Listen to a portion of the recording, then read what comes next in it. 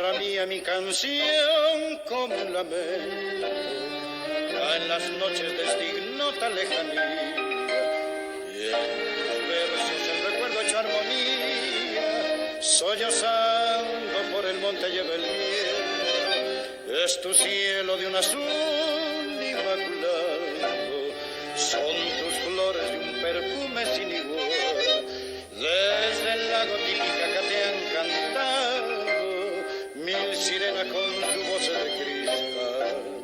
Sopocachi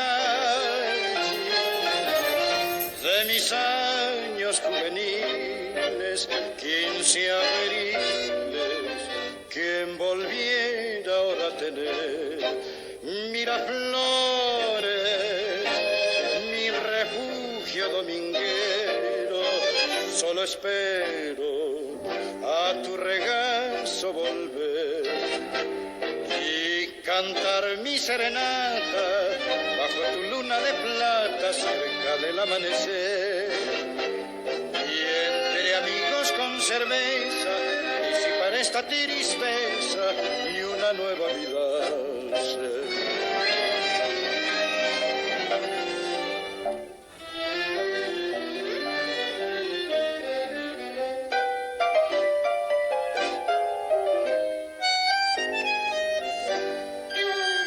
La pasija del nevado más hermoso, por su ronco choque yapo acariciada, donde guardo los tesoros más preciados, las sonrisas y los besos de mi amada.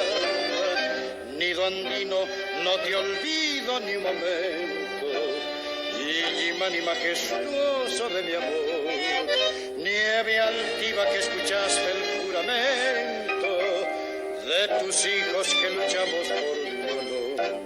Sopocachi